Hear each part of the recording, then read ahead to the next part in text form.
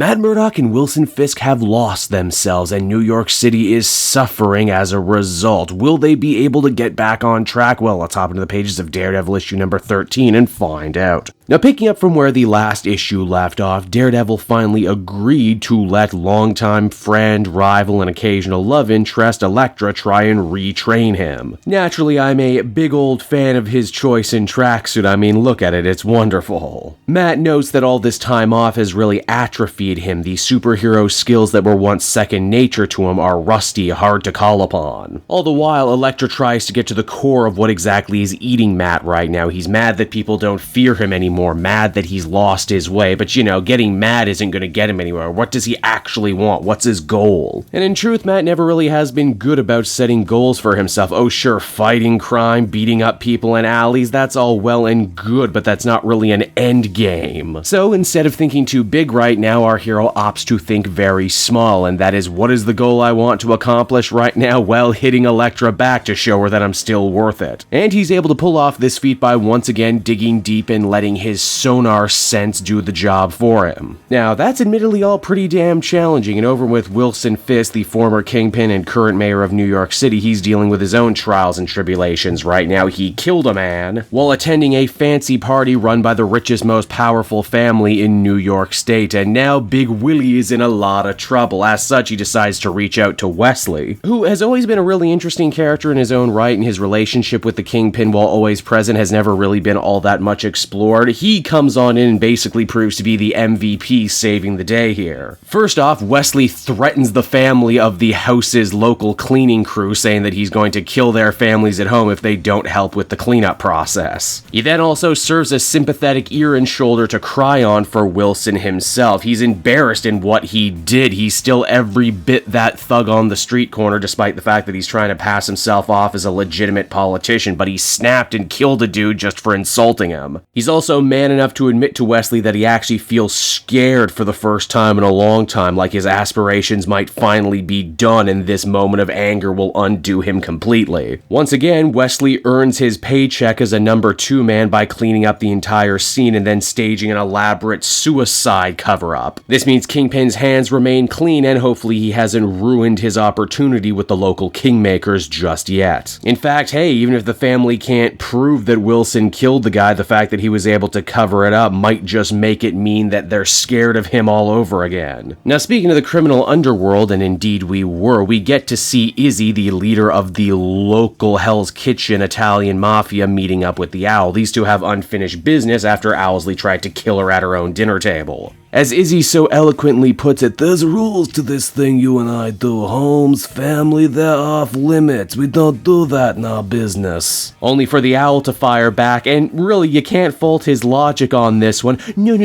There used to be rules back when Fisk was in charge, darling. Now it is I who run the show. I am the Kingpin, and no one's going to stop me. I own the police. I have the most muscle. I can do whatever I want. And on the subject of the police, that turns out to be exactly what Matt Murdock wants his next new goal to be, cleaning up the dirty cops in Hell's Kitchen, which is going to be a major uphill battle and one he certainly can't do on his own. Luckily though, Matt might just know a guy in Detective Cole North who was forced to turn in his badge and his gun today. He's really starting to reevaluate his own views on justice and crime fighting, which honestly makes him the perfect ally for Daredevil as the comic comes to a close. And so that was Daredevil number 13, everybody, and once again Chip Zdarsky just knocks this one out of the park. Daredevil truly is one of the best, most mature, most adult-feeling comics I've read in a long time. The mere journeys of Matt Murdock and Wilson Fisk continue to be endlessly fascinating, and I like the idea Zdarsky is playing with here that things actually got worse in New York after both of these guys quit, that the city literally needs them both in a kind of balancing act. And without Daredevil and without the Kingpin, even seemingly joke lower tier villains like the Owl are more dangerous than they ever have been before. Overall, I'd give this one another much deserved 9 out of 10. Daredevil from Zdarsky is turning into one of my favorite books of the year, and if you haven't been reading it, definitely start soon. soon. Hey there everyone, it's your old pal Cape Joel again. Just wanted to take a moment to thank you so much for watching to the end of the video.